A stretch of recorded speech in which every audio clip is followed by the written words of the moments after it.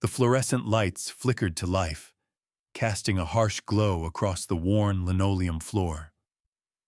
Dust particles danced in the beams that sliced through half-drawn blinds.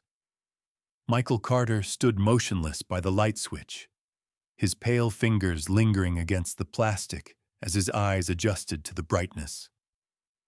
The emptiness of the diner hummed with possibility. 4 hours before opening, before the scent of humans would flood the space. Michael inhaled deeply, savoring the clean slate of morning air. His heightened senses picked up the lingering traces of yesterday's special, meatloaf with caramelized onions, and the faint chemical bite of industrial cleaner. The metal chairs stacked on tables gleamed dully under the lights, their cold surfaces collecting the morning chill that seeped through the aging window frames. His shoes made no sound as he moved across the floor, a preternatural silence that had become second nature over centuries.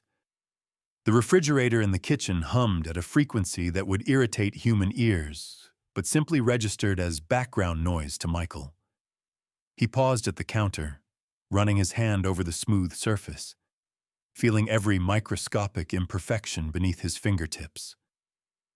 The diner was his sanctuary, his experiment in coexistence. 30 years he'd owned this place, serving food he couldn't eat to a community that would flee if they knew what he was. Michael's reflection in the polished coffee machine was distorted, appropriate, he thought. Even to himself, his image seemed warped by time and circumstance. His ears caught the distant sound of a car engine. Henry's 1998 Toyota with the slight tick in cylinder 3. Michael smiled.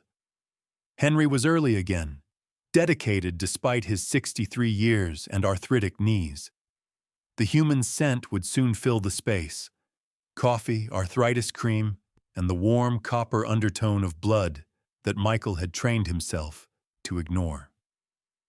The back door creaked open, letting in a gust of autumn air that carried the scent of fallen leaves and impending rain. The temperature shift registered precisely on Michael's skin, 67.3 degrees, dropping. He straightened his posture, adjusting the mask of humanity he wore daily. "Morning, boss," Henry called out, his voice echoing in the empty diner. The dishwasher's footsteps were heavy, shuffling slightly on the left where his knee troubled him most. Michael turned, his face arranging itself into the warm expression of a normal business owner greeting a valued employee. "You're early again, Henry." The old man's heart beat steadily, a rhythm Michael could track as easily as a metronome. The sound was comforting in its reliability. "Couldn't sleep," Henry replied, hanging his worn jacket on the hook by the door. "Figured I might as well be useful." Michael nodded, watching as Henry rolled up his sleeves, revealing forearms dotted with small, round scars. The sight sent a jolt of concern through him, but he kept his expression neutral. Those marks were too uniform, too deliberate to be accidents. The morning light strengthened, casting long shadows across the diner floor. Michael felt the weight of the coming day pressing against him, the careful performance of humanity, the constant vigilance. He moved toward the office, pausing at the doorway. "Coffee's fresh," he said, though he hadn't made any. It would be by the time Henry reached the pot, one of the small tricks that maintained his cover. Henry nodded gratefully, unaware of the supernatural sleight of hand. "Thanks, boss. Gonna be a busy day. First of the month. Checks came in yesterday." Michael felt a twinge of hunger at the reminder. First of the month meant the diner would be full, bodies pumping with warm blood, hearts beating in a cacophony that tested his control. He swallowed hard, feeling the slight extension of his canines responding to the thought. "I'll be in the office," Michael said, his voice carefully modulated to hide the strain. Let me know when Patricia arrives. The door closed behind him with a soft click, muffling the sounds of Henry beginning his morning routine. Michael sank into his chair, allowing himself a moment of truth, the brief dropping of the human mask. His fingers gripped the edge of the desk, leaving small indentations in the wood that he would sand out later. The hunger was manageable, always manageable. It had to be. The morning rush hit at precisely 8:17 a.m. Michael stood behind the counter, observing the flow of customers with careful attention. His ears filtered through dozens of conversations, heartbeats, and the sizzle of bacon on the grill. The cacophony of humanity washed over him in waves of sound, scent, and heat. Patricia Lewis, his human manager, moved efficiently between tables, her clipboard tucked under one arm. Her blood pressure was slightly elevated today. Michael could hear it in the flow through her carotid artery. Stress, perhaps, or too much coffee. "Michael, we've got a situation with the schedule," Patricia said, approaching the counter. She smelled of vanilla lotion and anxiety. "Megan called in sick again, and Troy's already 20 minutes late." Michael nodded, keeping his expression neutral despite the irritation that flared. Megan Rhodes had been increasingly unreliable, her absences clustering around the shifts she shared with Henry. Troy Daniels, her friend and fellow cashier, seemed to be developing the same pattern. "I'll call Troy," Michael said, his voice calm despite the tension building at the base of his skull. "If he doesn't answer, I'll cover the register." Patricia's heart rate increased slightly, relief mixed with concern. "You've been on since opening. That's a long shift, even for you." If she only knew. Michael allowed himself a small smile. "I'll manage." The bell above the door chimed, and Troy sauntered in, his posture radiating defiance. The scent of cigarettes clung to his clothes, mingling with something sharper. Alcohol from the night before, poorly masked by mint gum. His eyes darted around the diner, narrowing when they landed on Henry working quietly at the dish station. "Sorry I'm late," Troy said, not sounding sorry at all. His heartbeat quickened slightly. Lying. Car trouble. Michael felt his patience thinning. "Clock in and take register too. We're backed up." Troy's jaw tightened, a flash of resentment crossing his features before he nodded curtly. As he passed Henry, he made a point of giving the older man a wide berth, his nose wrinkling slightly. The gesture was subtle, but it sent a cold wave of suspicion through Michael. He watched Troy more carefully now, noting how the young man's eyes kept drifting to Henry with undisguised contempt. Something was brewing beneath the surface, something ugly. The lunch rush intensified. Michael moved between tasks with practiced efficiency, his supernatural senses allowing him to monitor multiple situations simultaneously. Ron Jacobs, a regular customer, sat at his usual booth, newspaper spread before him. Amy Collins struggled to keep her 3 children seated while scanning the menu. And at table 7, Jessica Miller and her daughter Lily shared a plate of fries, their heads bent close in conversation. Michael's attention was pulled back to the counter when he heard Troy's voice drop to a harsh whisper. "I'm not taking orders from there anymore," Troy said to Patricia, jerking his head toward the kitchen where Henry was visible through the service window. "Not after what Megan told me." Patricia's face tightened. "This isn't the time or place, Troy. Just do your job." "Do you know what he's been doing?" Troy persisted, his voice rising slightly. "Megan followed him last week.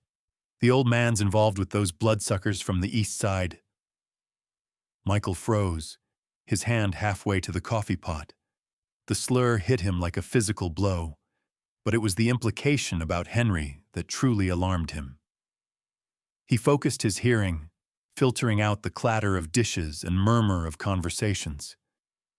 "Keep your voice down," Patricia hissed, glancing nervously around the diner. "We don't use that kind of language here, and we don't spread rumors about staff." Troy scoffed, his heart rate elevated with righteous indignation. "It's not a rumor. Megan saw him going into that clinic they run, the one where they treat those things." Michael set the coffee pot down with careful control, fighting the urge to move at supernatural speed across the diner and confront Troy directly. The vampire clinic on the east side was supposed to be discreet, a place where his kind could receive blood donations and medical care tailored to their unique physiology. If Henry was going there, the implications swirled in Michael's mind as he maintained his human facade, smiling at customers and refilling coffee cups. His gaze kept returning to Henry, noting details he'd overlooked before. The paleness beneath the man's weathered tan, the slight tremor in his hands that spoke of more than age or arthritis, the collection of small, round scars at his inner elbow. The pieces were falling into place, forming a picture that both concerned and moved him. Henry Walker, his 63-year-old dishwasher with arthritic knees and a daughter in Seattle, was voluntarily donating blood to vampires. The question was why. The afternoon lull finally arrived, bringing a momentary respite from the constant sensory assault. Michael retreated to his office, ostensibly to review invoices, but his mind remained fixed on Henry and the troubling undercurrent of hostility from Troy and Megan. Through the thin walls, he could hear Troy complaining to a customer, Ron Jacobs, based on the familiar heartbeat. "It's getting worse, you know," Troy was saying, his voice low but perfectly audible to Michael's ears. "They're not staying in their district anymore. Megan says they're recruiting humans now, getting them hooked on the bite so they'll do anything for them." Ron's newspaper rustled as he folded it. "You shouldn't listen to everything Megan says. Those regulations have been in place for decades. They stay on their side. We stay on ours." "Tell that to old Henry," Troy snorted. "Man's practically a walking blood bag for them now." Michael's fingers tightened on his pen until the plastic cracked. The casual cruelty in Troy's voice stirred something ancient and dangerous within him, the protective instinct of a king for those under his care. Henry might not know Michael's true nature, but he was still one of his people. The door to his office opened without a knock. Patricia stood there, her expression troubled. "We need to talk about Troy," she said, closing the door behind her. The small room immediately filled with her scent, concern, frustration, and a hint of fear. "He's been spreading rumors about Henry, and it's creating a hostile work environment." Michael nodded, carefully setting down the broken pen. "What exactly is he saying?" Patricia sighed, sinking into the chair across from his desk. "That Henry's involved with vampires from the east side, that he's letting them feed on him." She shook her head. "It's ridiculous, of course. Henry's the gentlest soul I know. But Troy and Megan are convincing people, and I'm worried about where this is heading." The irony of discussing vampire rumors with an actual vampire wasn't lost on Michael. He kept his expression neutral, thoughtful. "Has anyone confronted Henry directly?" he asked. "Not yet, but it's only a matter of time." Patricia rubbed her temples. "The thing is, Henry has been looking tired lately, and he's always wearing long sleeves, even in the kitchen heat. People are starting to notice." Michael stood, moving to the window that overlooked the alley behind the diner. His reflection was faint in the glass, another small mercy of his condition. He appeared solid enough to pass as human but transparent enough to remind himself of what he was. "I'll speak with Troy," he said finally, "and I'll check on Henry. Maybe he's just not feeling well." Patricia's relief was palpable, her heartbeat settling into a calmer rhythm. "Thank you. I was hoping you'd say that."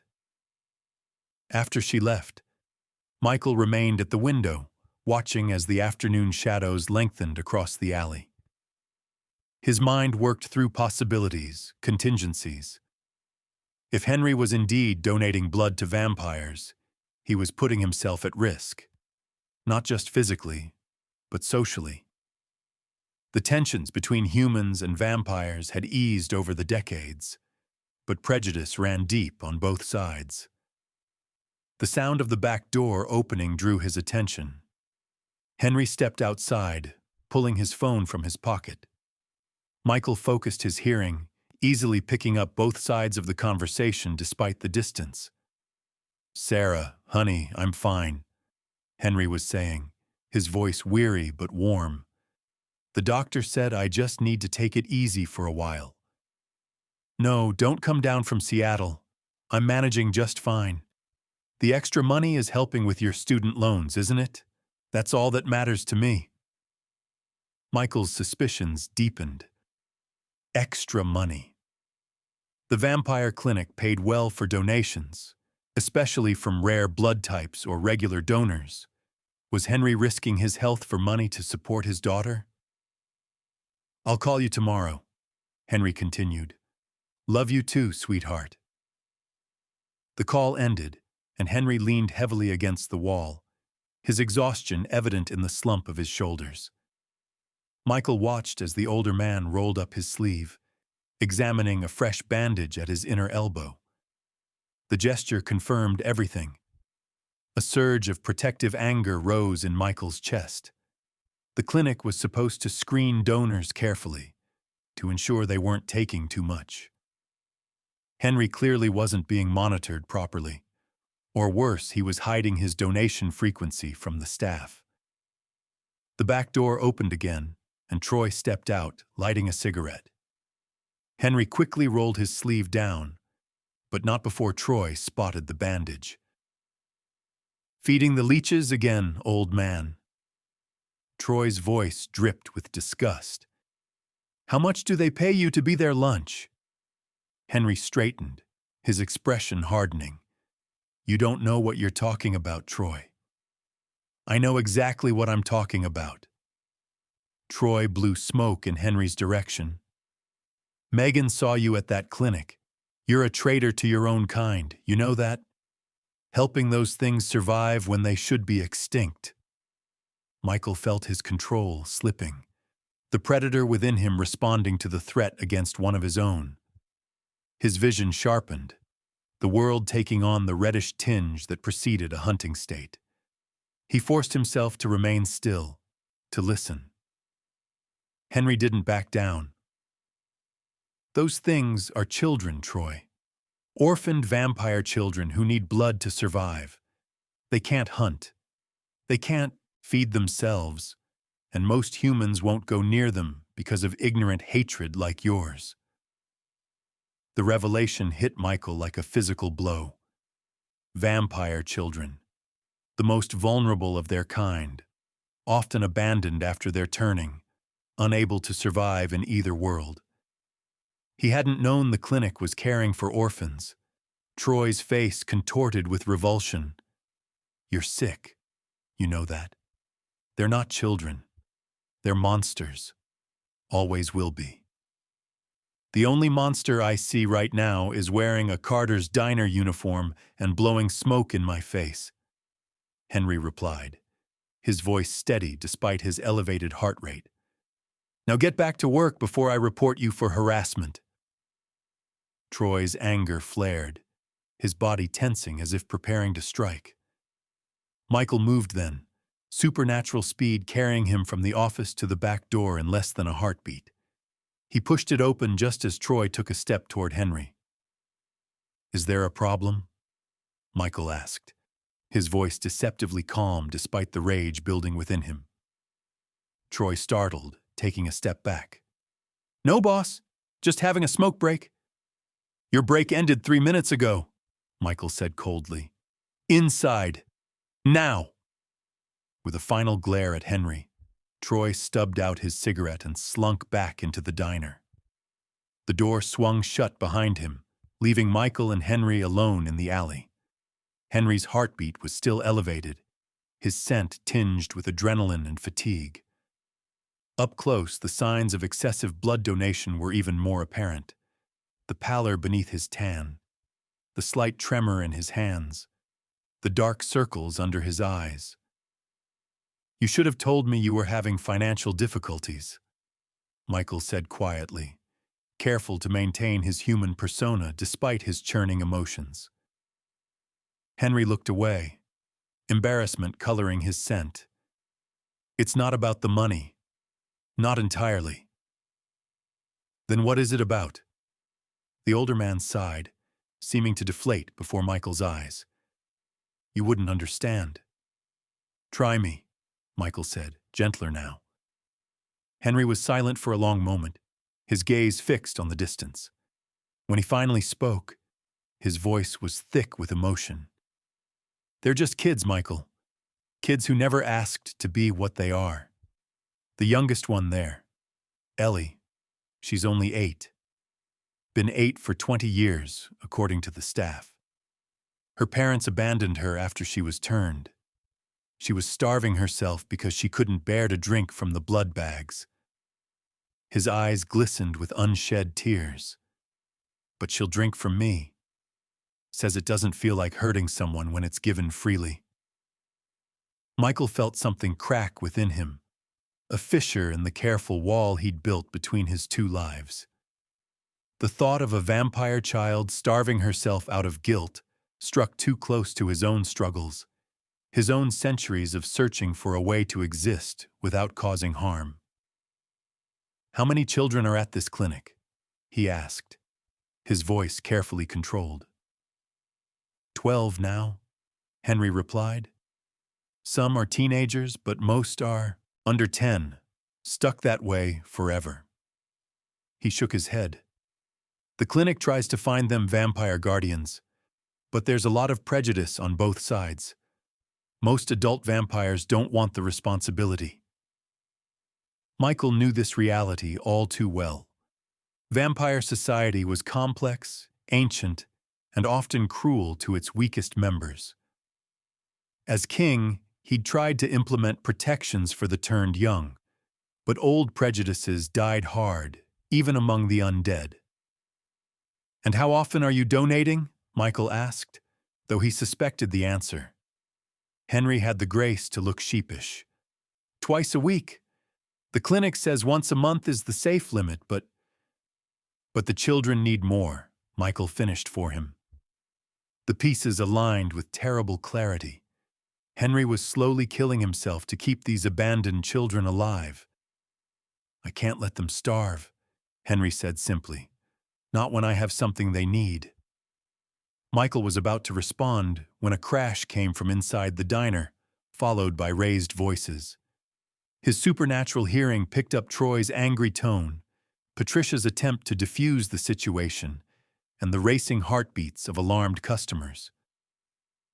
"We need to get back inside," Michael said, already moving toward the door. "But this conversation isn't over, Henry." The dishwasher nodded, straightening his shoulders with effort. "I know, but I won't stop helping them, Michael. Not even if it costs me this job." Michael paused, his hand on the door handle. For a brief moment, he considered revealing himself, showing Henry that he wasn't alone in his compassion for vampire children. But the sounds of escalating conflict inside the diner pulled him back to the immediate crisis.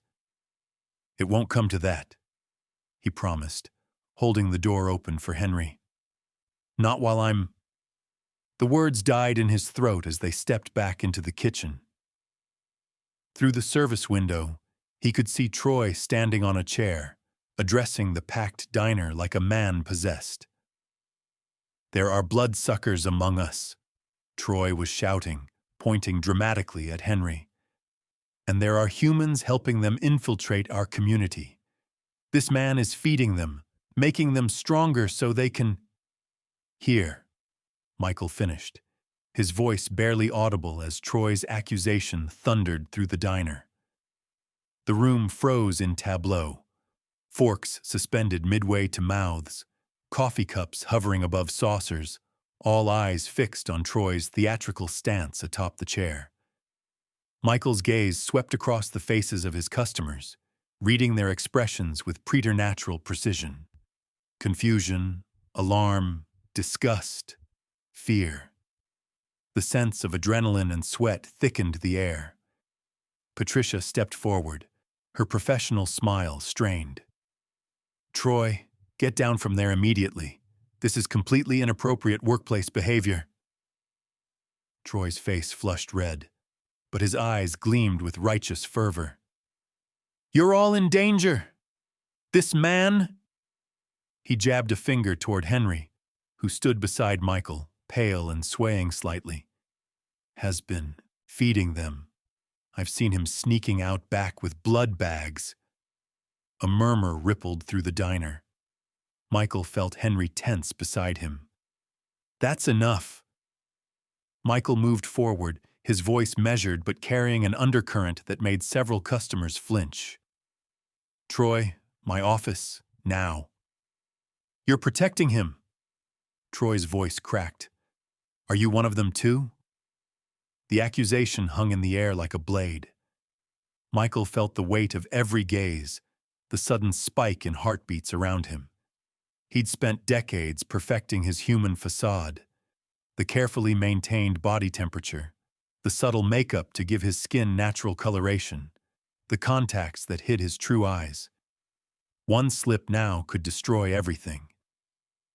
"I'm protecting my business from unfounded accusations and hysteria," Michael replied, his tone cooling the room by several degrees. "Patricia, please assist our customers. Megan, take over the register. Henry, kitchen. Troy..." He fixed the young man with a stare that made Troy visibly wilt.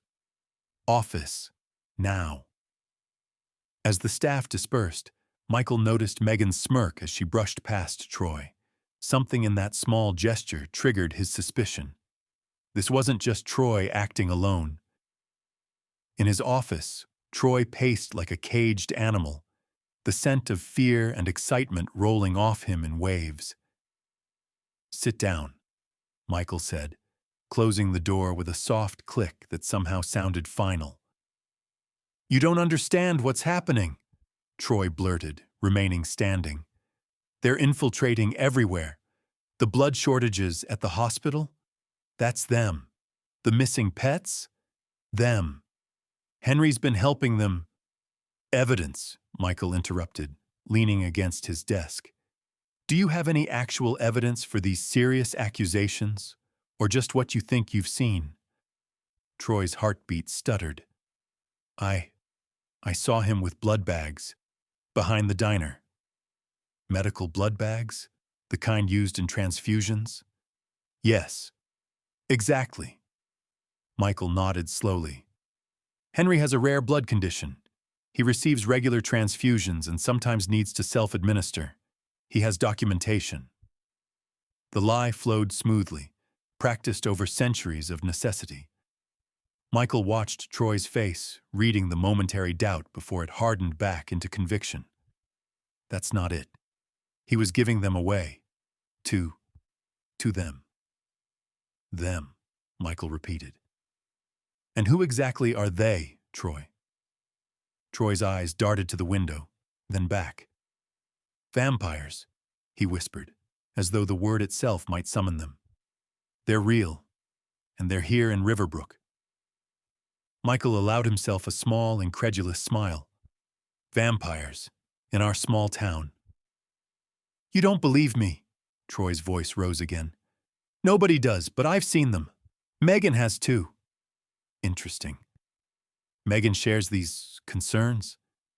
"She's the one who showed me the truth. There's a whole group of us who know. We've been watching, preparing." The pieces began to align in Michael's mind. This wasn't random paranoia. It was organized, targeted. Troy, I've known Henry for years. He's a good man who's never harmed anyone. Whatever you think you've seen, he's feeding them, making them stronger so they can take over.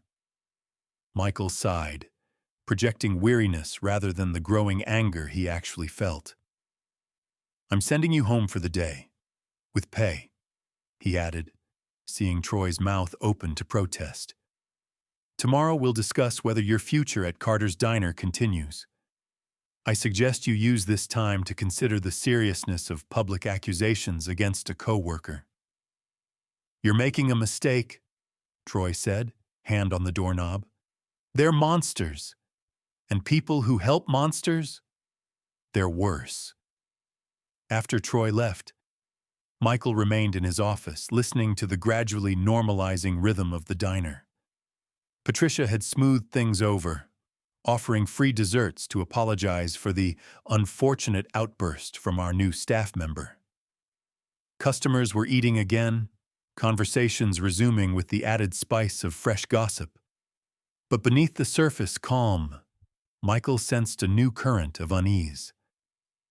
Troy's words had planted seeds. He heard whispers of strange behavior, and come to think of it, and always did keep to himself. Humans were so quick to reframe their perceptions once suspicion took root. His phone vibrated with a text from Jessica Miller. Trouble at the diner? Kids heard rumors. Safe?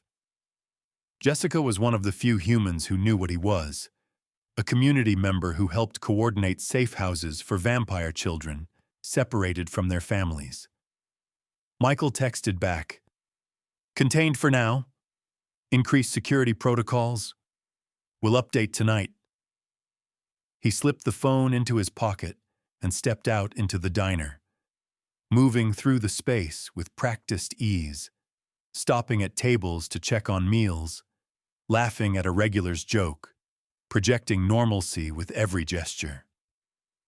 But his senses remained heightened, cataloging details. Megan whispering to a customer who kept glancing at Henry. Patricia's concerned looks toward the kitchen. The subtle shift in atmosphere when he approached certain tables. In the kitchen, Henry worked methodically, his movements slower than usual but determined. Michael positioned himself at the pass-through window, ostensibly checking orders but actually creating a buffer between Henry and the dining room. "How are you holding up?" he asked quietly. Henry's hands trembled slightly as he loaded the dishwasher.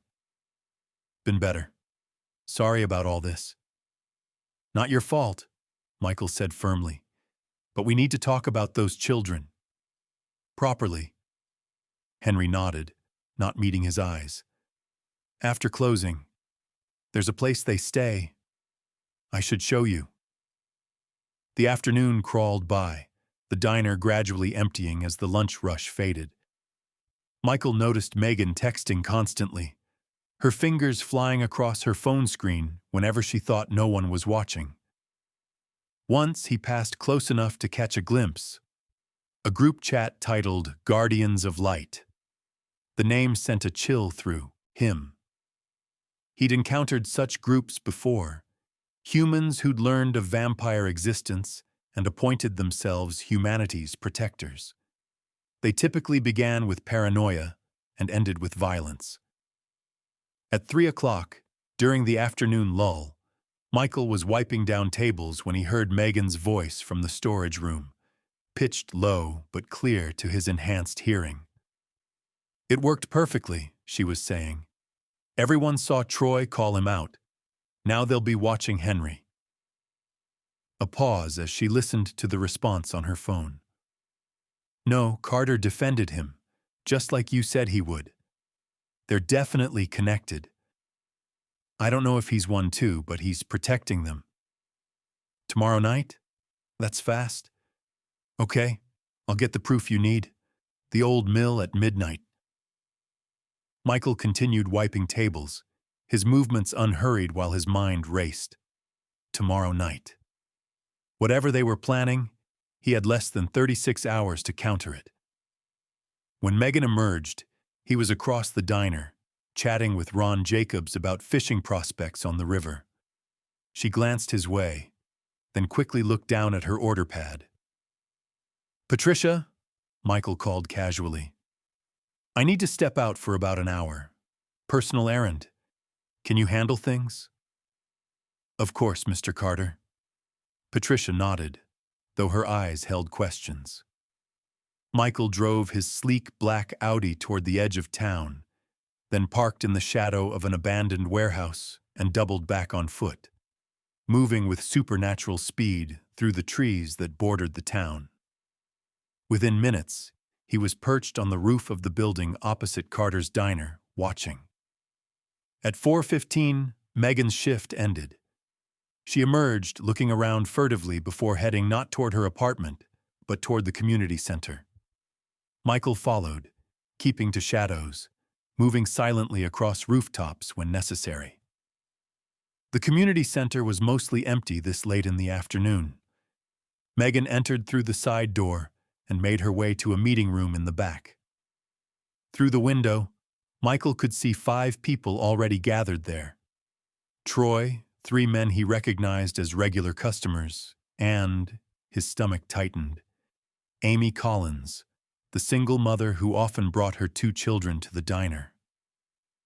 He positioned himself beneath the partially open window, the conversation flowing clearly to his enhanced hearing. "Not just rumors anymore," Troy was saying. "I confronted him publicly. You should have seen his face, guilty as sin." "What about Carter?" asked one of the men, Bill Thornton. Michael placed him. "Hardware store owner, Tuesday breakfast regular." "Definitely involved," Megan said. "He shut Troy down immediately, made excuses for Henry. Classic enabler behavior. Or maybe he's just a boss defending his employee from wild accusations," Amy suggested, her voice uncertain.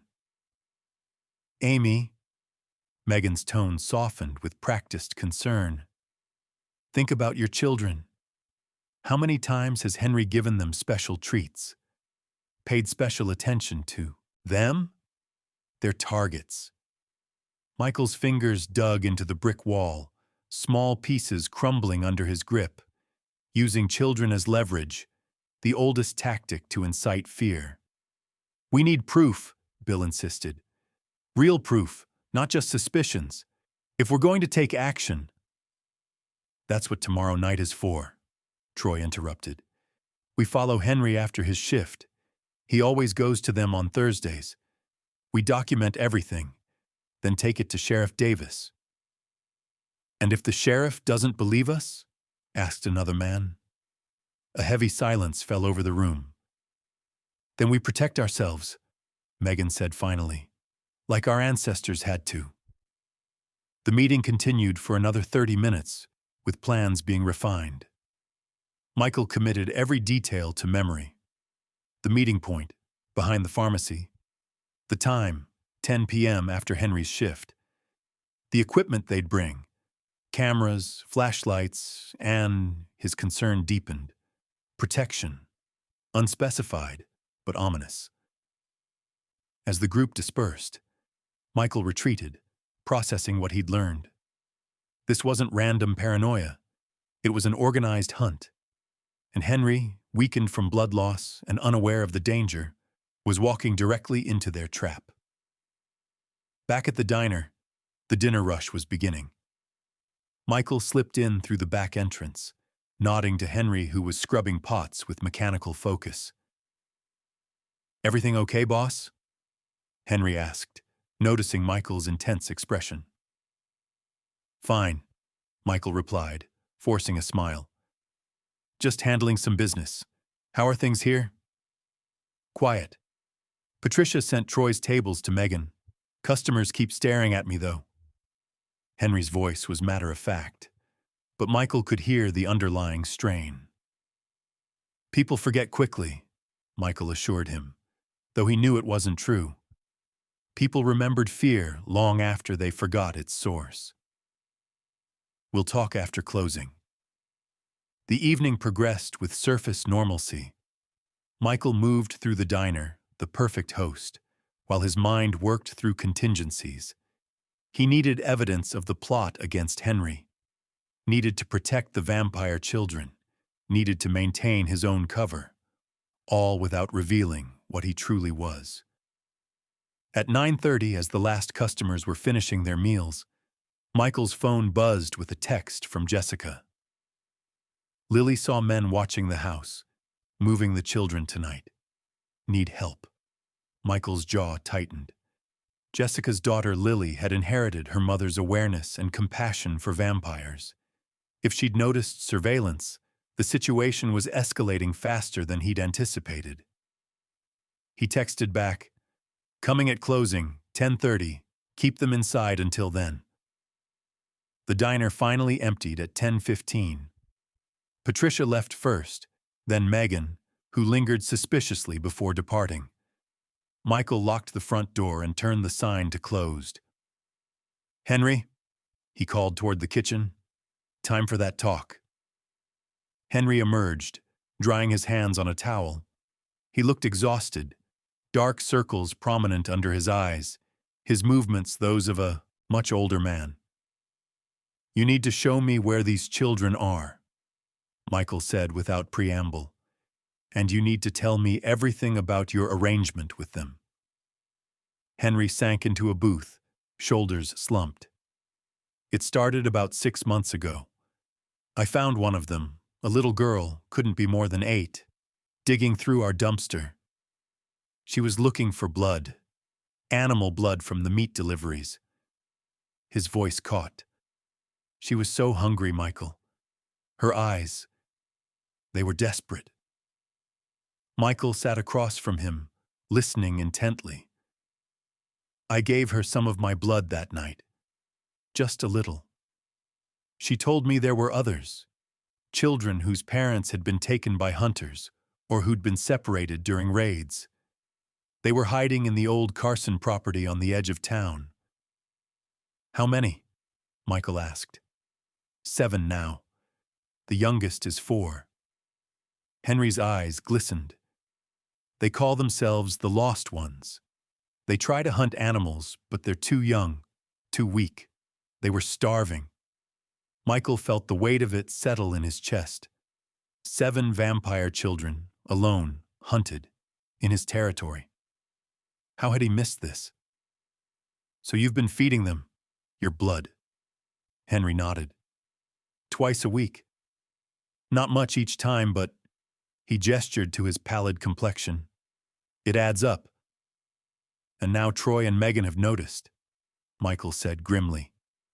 "Henry, they're planning to follow you tomorrow night, to gather evidence against you and the children." Henry's face drained of what little color remained. "How do you know this?" Michael hesitated, then decided on a partial truth. "I overheard Megan on the phone. They have some kind of anti-vampire group. They're meeting behind the pharmacy at 10 p.m. tomorrow to follow you to the children. I have to warn them." Henry started to rise, swaying slightly. "Sit down before you fall down," Michael ordered. "We need to be smart about this. First, you're going to take me to them tonight. Then we're going to create a plan that doesn't end with you drained dry or those children exposed." They left through the back door, Henry leading the way to his ancient Honda Civic. The night was cool and clear, stars pricking the darkness above the small town's modest light pollution. As they drove toward the outskirts, Michael noticed Henry's hands trembling on the steering wheel. "How much blood have you given them this week?" he asked quietly. Henry kept his eyes on the road. Monday was a bad night. The little one, Max, he hadn't eaten in days. The others were trying to give him their share, but... He shook his head. "I gave more than usual." "And you're still planning to feed them tomorrow?" "They're counting on me," Henry said simply. They turned onto a dirt road, the car's headlights cutting through the darkness.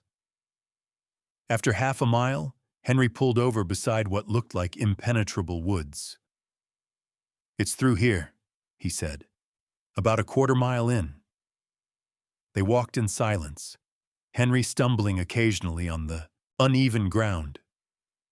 Michael could have moved much faster alone, but he matched the human's pace, listening to the forest sounds around them, and for any signs of pursuit. The old Carson property emerged from the trees.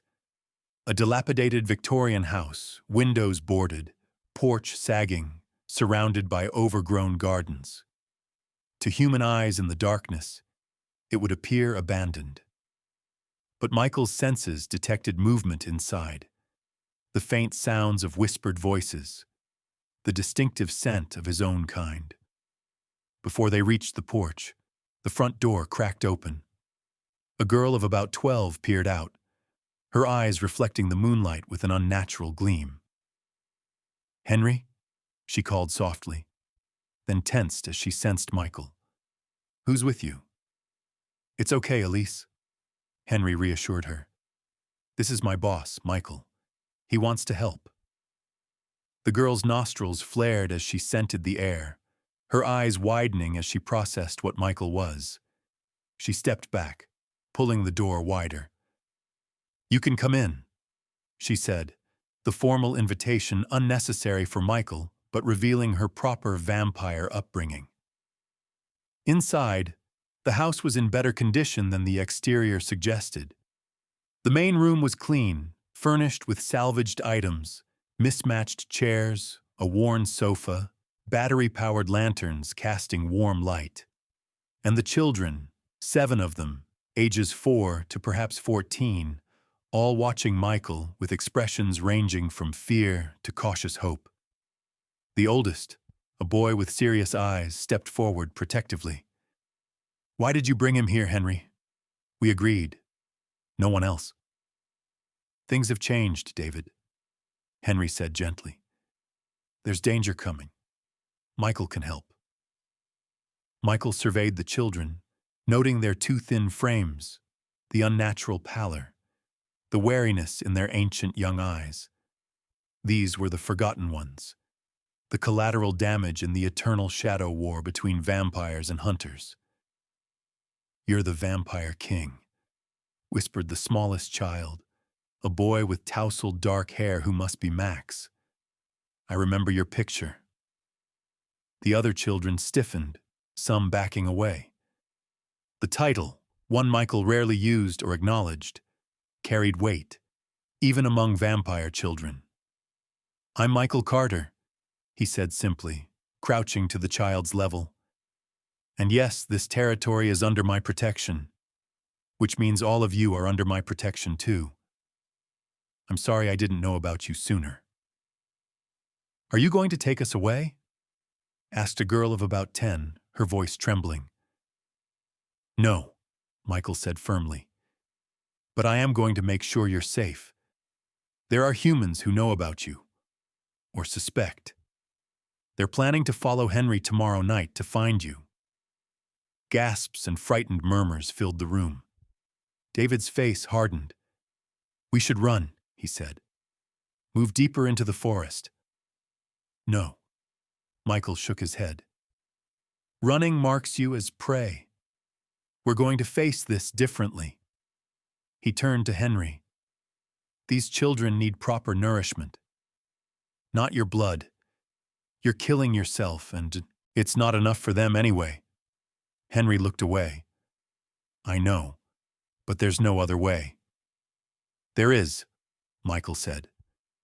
"I've been stockpiling blood for emergencies. Medical grade, properly stored. Enough to strengthen all of you."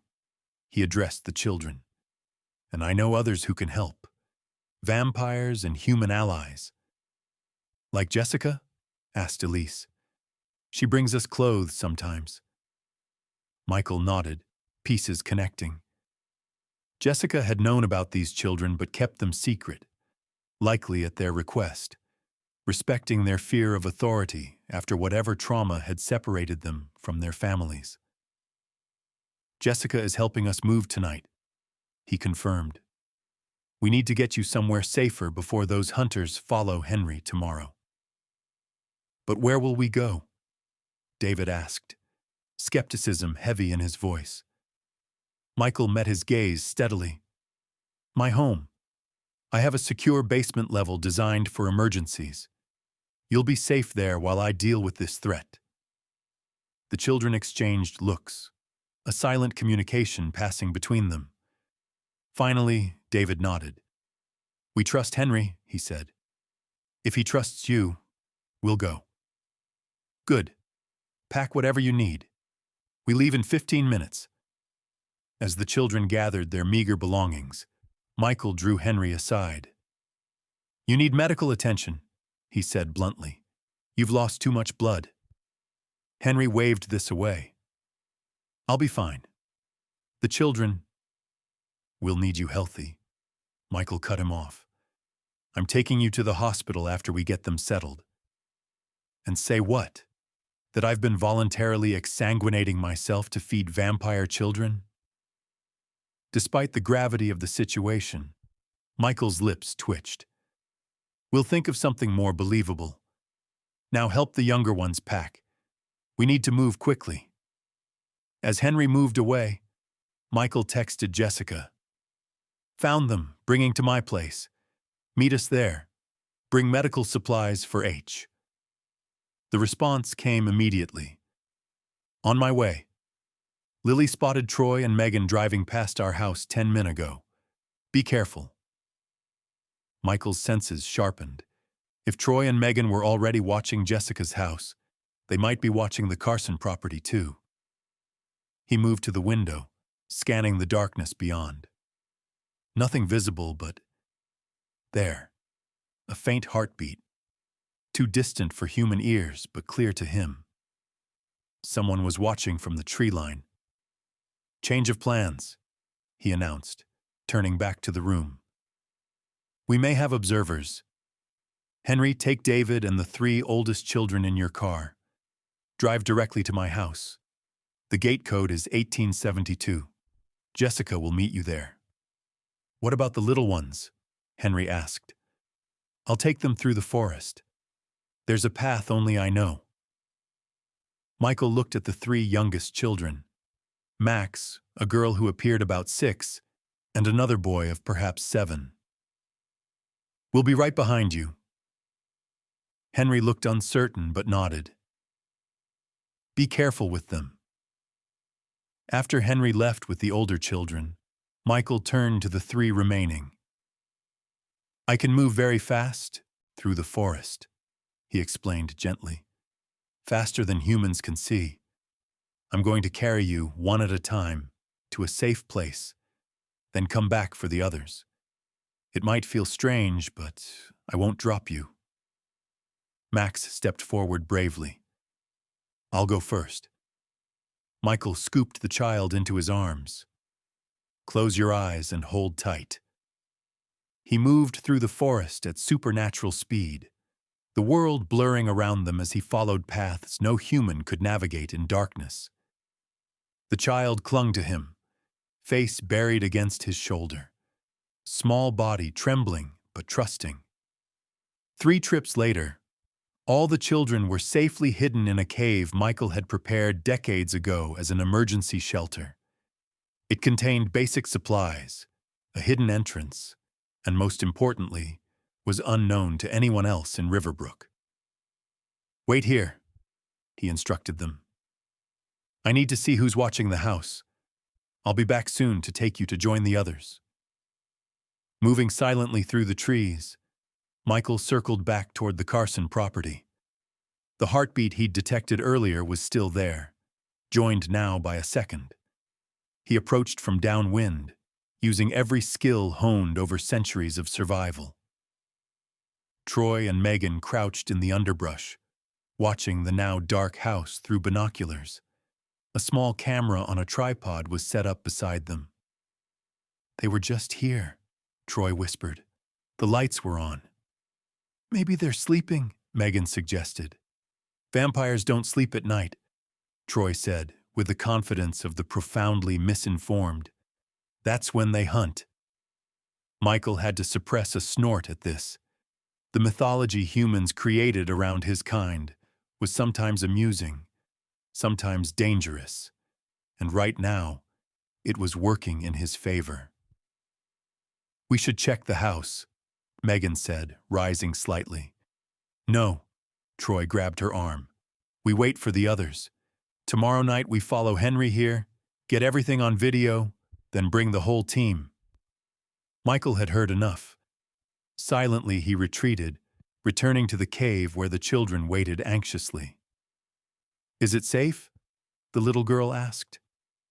Not yet, Michael answered honestly. But I'm going to make it safe. Come, we need to join the others.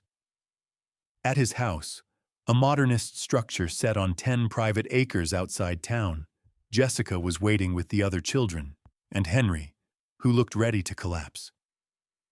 He refused to lie down, she said by way of greeting, her worried gaze on Henry. Stubborn, Michael agreed. Henry, there's a guest room prepared. Jessica's going to check you over while I get the children settled. I'm fine, Henry insisted, though he was swaying on his feet. You're not, Michael said flatly, and I need you strong for what comes next. Rest. That's an order. While Jessica tended to Henry, Michael showed the children to his secure basement level, originally built as a shelter during the Cold War, later modified to serve as a safe haven for vampires in emergency situations. It contained comfortable beds, a small kitchen, books, games, and most importantly, a refrigerated storage unit filled with blood supplies. You'll be safe here, he assured them, showing them how the security systems worked. No one can enter without the codes, which only I, Jessica, and now Henry know. David still looked skeptical. What happens tomorrow, when they follow Henry and find no one? That, Michael said, is what we need to plan now. Upstairs, Jessica emerged from the guest room looking grave. He needs a transfusion. I've started an IV with fluids, but his hemoglobin is dangerously low. Can you handle it here? Michael asked. Jessica nodded. I brought supplies from the clinic. But Michael, he can't keep doing this. He's killing himself. I know. And after tonight, he won't have to. Michael's expression hardened. This ends tomorrow. Through the night, Michael refined his plan. The children gradually relaxed in their new surroundings, especially after proper nourishment. By dawn, even David had grudgingly admitted that the Vampire King's protection might not be such a bad thing. Henry slept deeply, color slowly returning to his face as Jessica's treatment took effect. Michael watched over him, thinking about the human's extraordinary compassion, risking his life to feed children not even of his own species. Such humans were rare, precious allies in a world that would destroy Michael's kind if they knew the full truth. As morning light filtered through the windows, Michael sensed Jessica approaching before she spoke. The children are finally asleep, she said softly. They feel safe here. They are safe, Michael replied. And they'll stay that way. What are you planning, Michael? Jessica's voice held concern. I know that look. He turned to face her. Troy and Megan have organized a hunting party. They're planning to follow Henry tonight, to expose the children. I can't allow that. Of course not, but I've spent decades building a life here, Jessica, creating a place where my kind can live peacefully alongside humans. I won't let a few paranoid vigilantes destroy that. These aren't just any vigilantes, Jessica said carefully. Megan's uncle is on the town council. Troy's father is friends with the sheriff. If they disappear or get hurt, I'm not going to hurt them, Michael interrupted. I'm going to educate them. Jessica looked skeptical. How? Michael smiled, a flash of something ancient and dangerous crossing his features. By giving them exactly what they're looking for, proof, just not the kind they're expecting. He outlined his plan, watching Jessica's expression shift from concern to cautious approval. It's risky, she said finally. If it goes wrong, it won't, Michael said with quiet confidence. But I'll need your help, and Henry's. When Henry woke around noon, looking remarkably better after Jessica's treatment, Michael explained what he intended to do. The dishwasher listened silently, then nodded. I'll do my part, he said. Those children deserve a chance. As evening approached, Michael made final preparations. The children would remain secure in his home, with Jessica and Lily staying with them.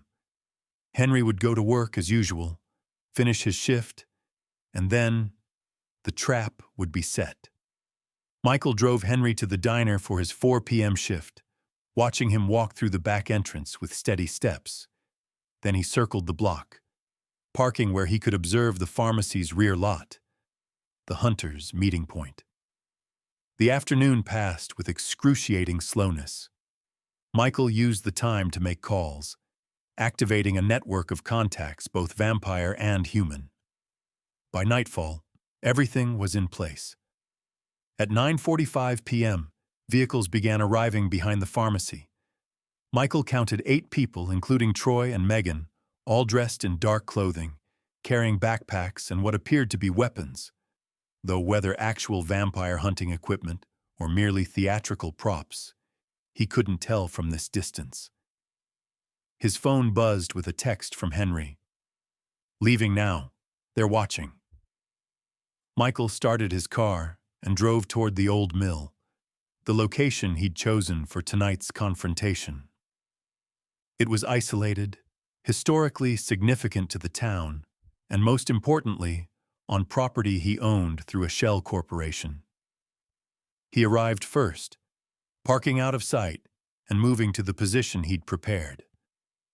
The mill stood silhouetted against the night sky, its abandoned water wheel creaking softly in the breeze. Inside, everything was ready. 20 minutes later, headlights appeared on the access road. Henry's car, moving slowly, deliberately leading the hunters to their destination. Behind him, Michael counted 3 vehicles, moving with lights dimmed. Henry parked and walked toward the mill, his posture suggesting a man with purpose but no awareness of being followed. He disappeared inside the dark structure. The hunters parked some distance away, gathering in a tight cluster to whisper final instructions. Michael could hear Troy's voice, tense with excitement. Remember, evidence first. Record everything. We need proof before we act. They moved toward the mill in formation, flashlights still unlit, using the moonlight to guide them. Michael waited until they were all inside before making his move. The interior of the old mill was cavernous, dust motes dancing in the shafts of moonlight that penetrated the broken roof. Henry stood in the center, beside what appeared to be a small, huddled figure. "It's okay," he was saying gently. "I brought what you need." The hunters froze just inside the entrance, cameras raising, recording the scene.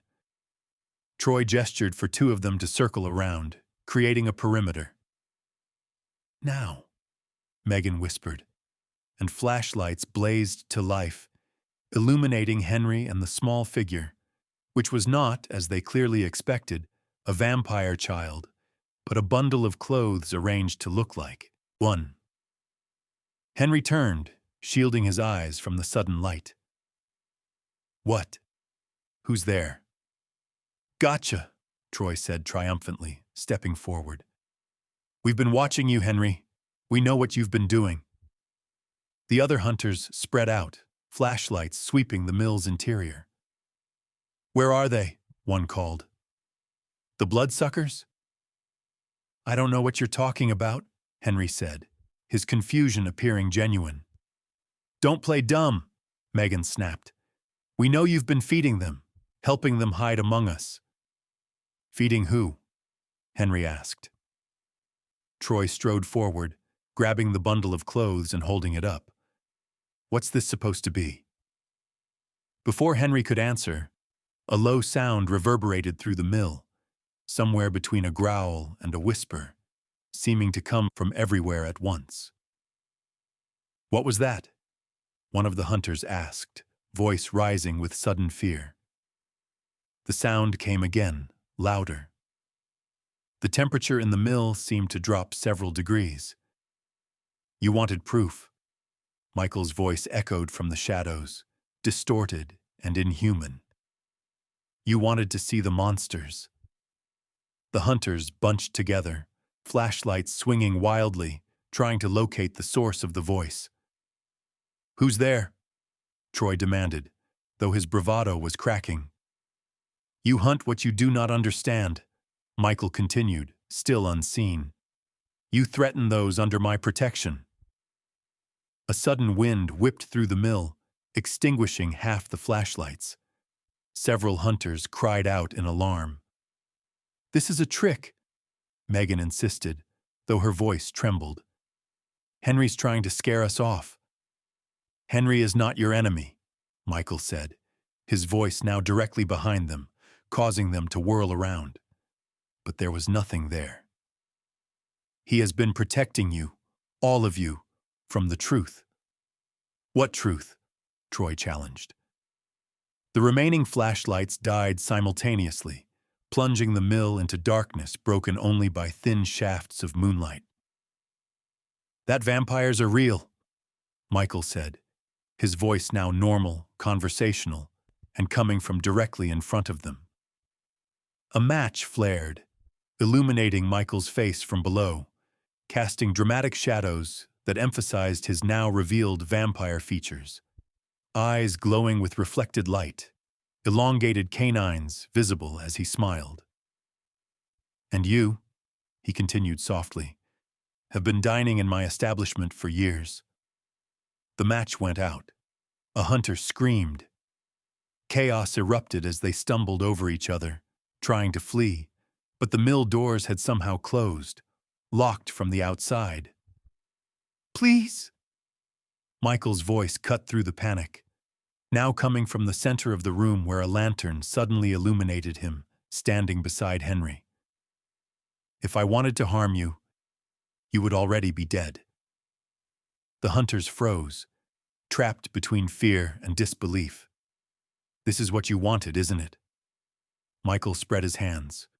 "Proof. Evidence. Well, here I am. Michael Carter, business owner, taxpayer, community member, and yes, vampire." "It's a costume," Troy said desperately. "Special effects." Michael moved with supernatural speed, appearing instantly beside Troy, who yelped and stumbled backward. "Is that special effects?" Michael asked mildly. "Or this?" He lifted a massive wooden beam one-handed, holding it above his head before setting it gently down. The hunters huddled together, weapons forgotten, cameras lowered. "What do you want from us?" Megan whispered. "Understanding," Michael replied. "Or at the very least, a truce." He gestured, and the lantern's light strengthened, revealing more of the mill's interior, and the dozen vampires now standing silently along the walls, watching. Adult vampires, not children, their eyes reflecting the light like animals. "This is my territory," Michael continued calmly. "These are my people. We live alongside you peacefully. We don't hunt humans. We don't turn people against their will. We simply exist, as we have for centuries." "The blood shortages at the hospital," one hunter said. "That's you." "No," Michael shook his head. We have our own supply chains. Medical blood, ethically sourced, properly compensated. The shortages are a nationwide issue affecting human patients too. The missing pets, another began, are being taken by coyotes, as the animal control officer has repeatedly explained. Michael finished. We don't feed on pets. That would be undignified.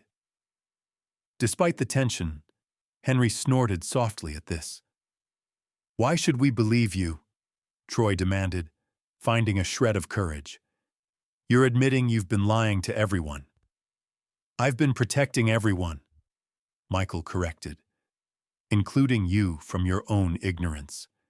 There are vampire communities across the world, living peacefully alongside humans, and there are also those who would destroy that peace, on both sides. He looked pointedly at the weapons some of them carried. The children Henry has been helping, yes, they exist. They're orphans, victims of violence from people like you who acted on fear instead of understanding. He's been keeping them alive while we arranged safe passage to a permanent sanctuary. Why are you telling us this? Megan asked, confusion evident in her voice. Why not just silence us? Michael smiled sadly. Because that's not who we are. Not who I am. This town is my home too. I want Riverbrook to remain peaceful, for all its residents. He stepped closer to the group, noting how they flinched but held their ground. So here's what happens next. You have your proof. You've seen vampires with your own eyes. Now you have a choice. Continue this crusade and force a conflict that will harm everyone, or accept that the world is more complex than you knew, and find a way to live with that knowledge. A tense silence filled the mill.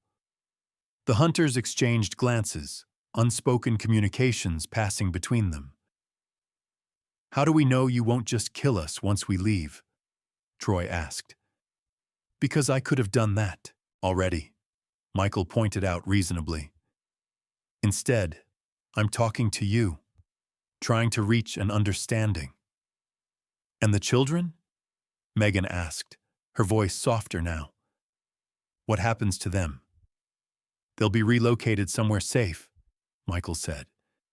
Somewhere they can grow up without fear, with others of their kind. Another long silence fell. Finally, Bill Thornton stepped forward. I've been coming to your diner for 15 years, he said slowly. My wife celebrated her 40th birthday there. My daughter got engaged there. If you wanted to hurt this town, you've had plenty of chances. Michael inclined his head in acknowledgement. I can't speak for everyone, Bill continued, looking at his companions. But I didn't sign up for a war. I just wanted to protect my family from what I thought was a threat. And now? Michael prompted. Bill hesitated, then extended his hand. Now I think we need to talk. Really talk. About how this works going forward. Michael took the offered hand, feeling the man's pulse jump at the coolness of his skin, but appreciating the gesture nonetheless. That, he said, is exactly what I was hoping for. Not everyone was convinced. Troy still looked mutinous, and two of the others kept their distance. But the mood had shifted from hostility to wary curiosity. As Michael began explaining the reality of vampire existence in the modern world, answering questions, dispelling myths, he allowed himself to hope that this night might mark a turning point, not just for Riverbrook, but perhaps as a model for other communities. The conversation continued for over an hour, gradually becoming less tense. Henry contributed his perspective, explaining how he'd discovered the children and why he'd felt compelled to help them. They're just kids, he said simply. Scared, hungry kids. Doesn't matter what species they are. As understanding seemed to grow, Michael was beginning to think they'd achieved the impossible a peaceful resolution, when a sound cut through the night. A high, keening wail, distant but distinctive to vampire hearing.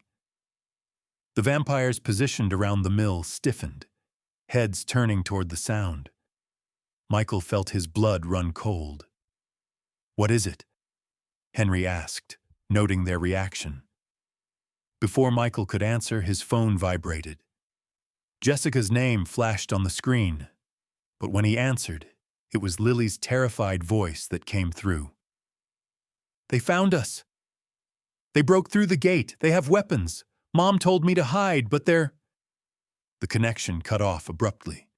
The children, his home, Jessica. Michael's eyes met Henry's, a silent communication passing between them. Then he turned to the hunters, all pretense of diplomacy gone, his voice carrying the full weight of the Vampire King's authority. "We are not your enemy, but whoever is attacking my home, threatening those children, they have just made themselves mine." Michael's world collapsed into a singular focus, one fluid motion. He turned to the hunters, his voice carrying the ancient authority that had once commanded armies. "We need to move. Now." To his surprise, the lead hunter, a weathered man named Callahan, nodded grimly. "If there are children in danger, we stand with you." Michael didn't wait for further discussion. He was already moving, Henry close behind. The hunters followed, their previous suspicions momentarily set aside in the face of a greater threat. As they raced through the woods, Michael's senses stretched outward, seeking, hunting. The scent of fear, Jessica's fear, Lily's terror, the children's panic, pulled him forward like a physical force. They emerged from the tree line to witness chaos. 3 pickup trucks were parked haphazardly in front of Michael's property, their headlights illuminating the broken gate. Shadows moved across the lawn, human figures carrying what looked like baseball bats, crowbars, and, Michael's vision sharpened with predatory clarity, at least 2 firearms. A familiar voice rose above the commotion. "Find them! Check the basement!" Troy Daniels. And beside him, directing another group toward the side entrance, Megan Rhodes. Henry gasped.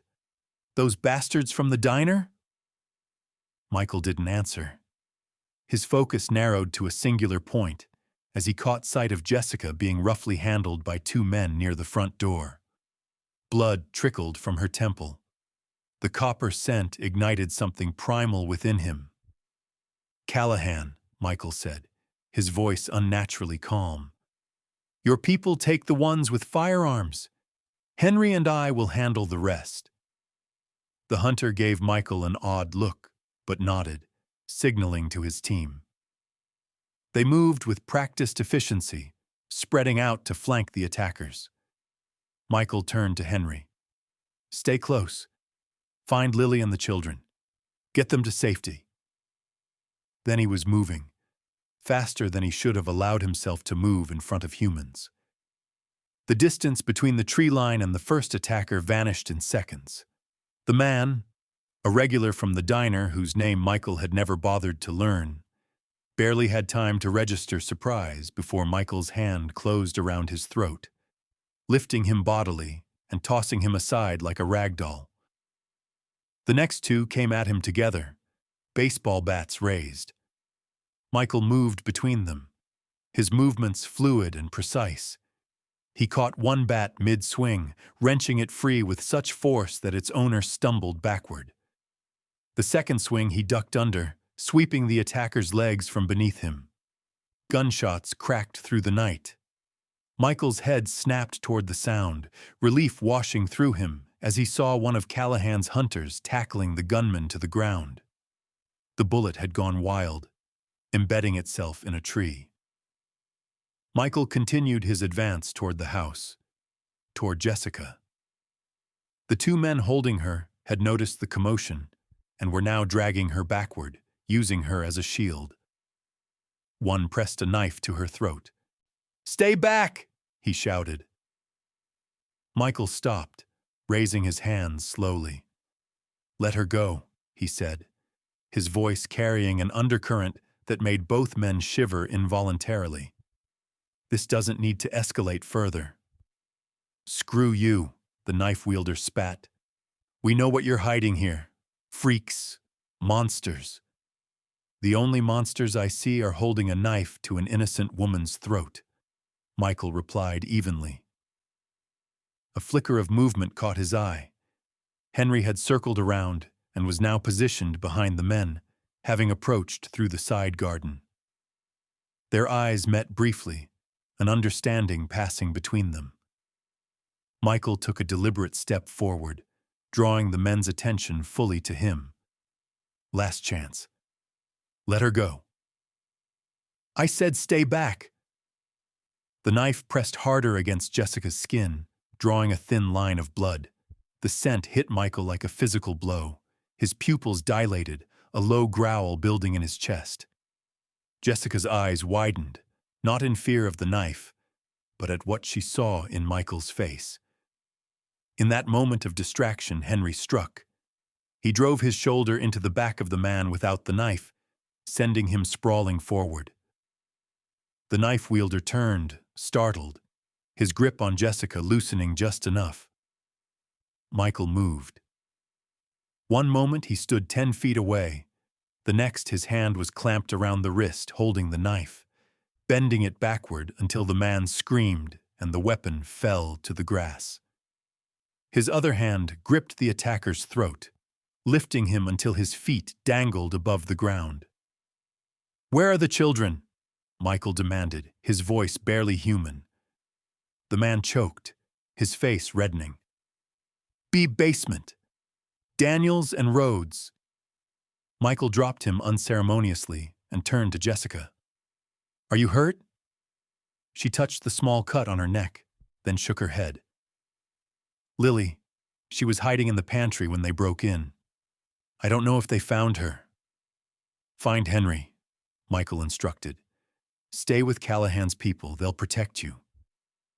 Without waiting for her response, Michael turned toward the house.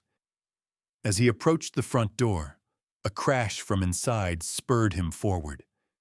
He burst through to find Troy and Megan in the kitchen, frantically pulling open cabinets and doors. They have to be here somewhere, Troy shouted, upending a drawer of utensils. Megan was more methodical, checking behind furniture, tapping on walls for hollow spaces. The basement door is locked. We need to find the key. Or you could simply ask, Michael said quietly from the doorway. They whirled toward him, Troy fumbling for something in his jacket pocket. Megan recovered first, her face twisting with hatred. We know what you are, she hissed. What you're hiding. Monsters don't belong in Riverbrook. And yet here you stand, Michael replied, stepping into the kitchen. Breaking into my home, threatening women and children.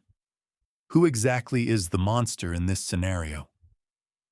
Troy pulled out a revolver, his hand shaking as he pointed it at Michael. Stay back. We're doing what needs to be done. Protecting our town. Michael tilted his head, studying Troy with something approaching pity. From what? Children who have nowhere else to go?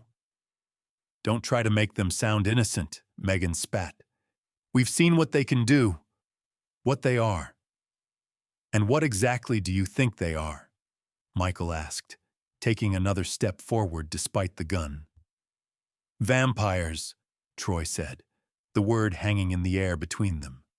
Bloodsuckers, abominations.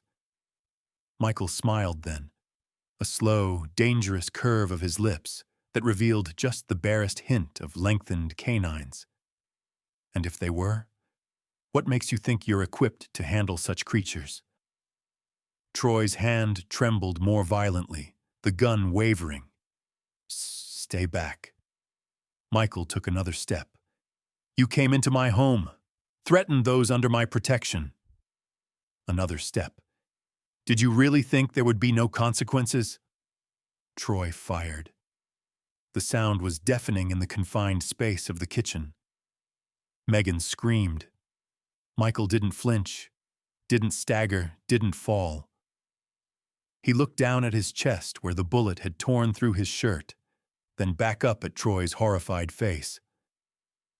That, Michael said softly, was extremely unwise. He closed the distance between them in a blur of movement. The gun clattered to the floor as Michael pinned Troy against the wall, one hand around his throat. Megan scrambled backward, her back hitting the counter. What are you?" Troy choked out. "Someone who has lived long enough to recognize true monsters when he sees them," Michael replied. His free hand moved to Troy's forehead, fingers splaying across his skin.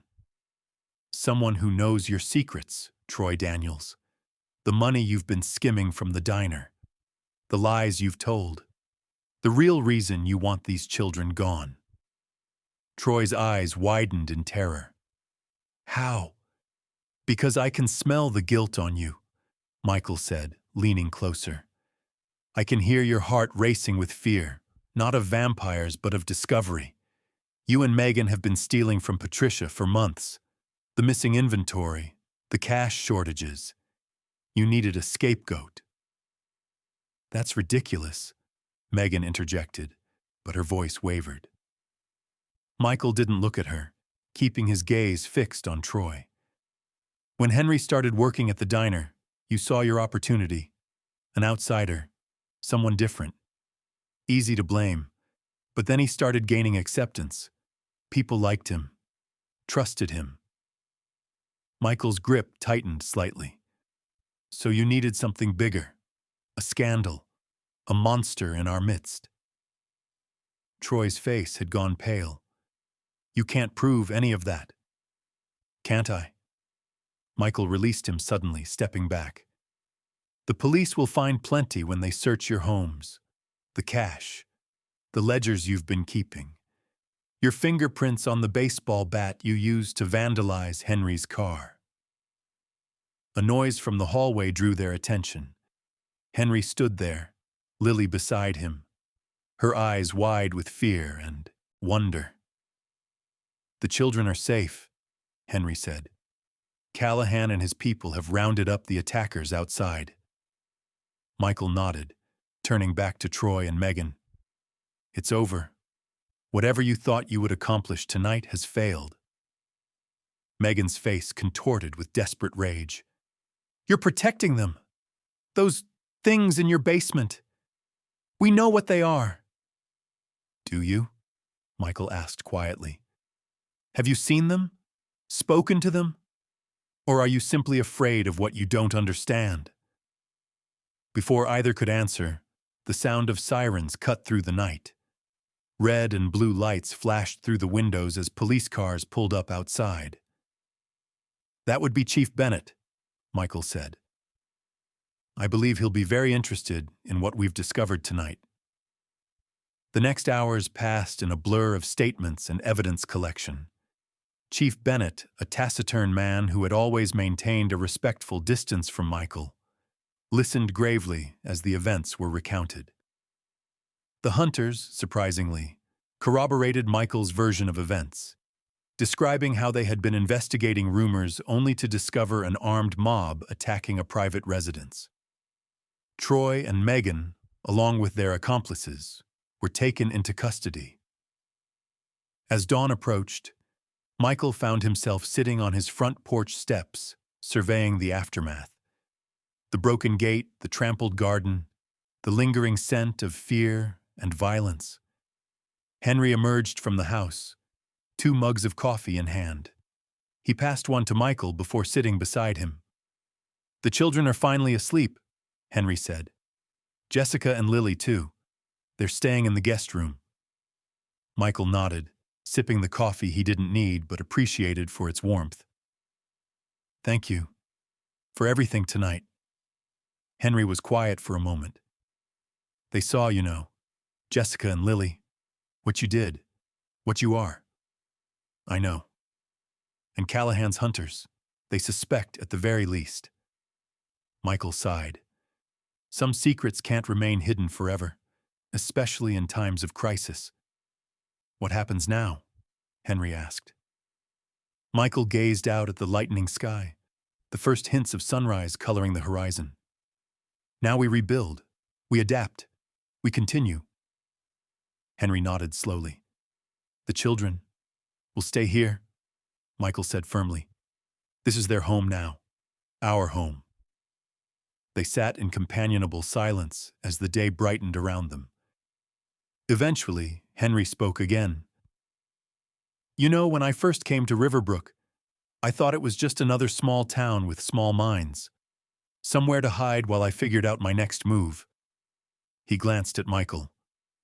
I never expected to find whatever this is. Michael smiled slightly.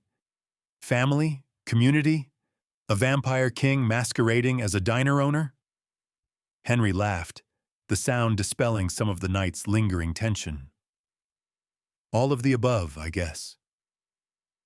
As the sun crested the trees, casting long shadows across the lawn, Michael felt a strange sense of peace settle over him.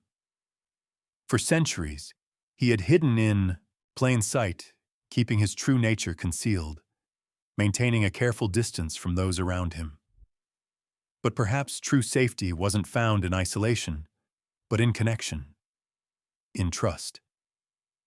I should call Sarah, Henry said suddenly. Tell her, well, everything, I suppose. You should, Michael agreed. And invite her to visit. There's room here for her too. Henry's expression softened with gratitude. Thank you. Inside the house, Michael could hear the children beginning to stir.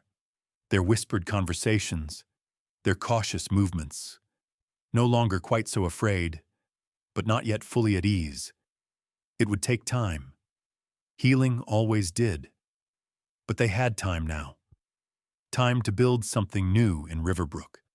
Something honest. Something that bridged the divide between human and vampire, between fear and understanding.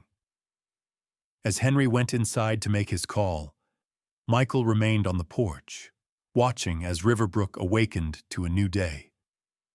In the distance, he could see Patricia's car approaching, likely coming to check on them after hearing about the night's events. Life would continue.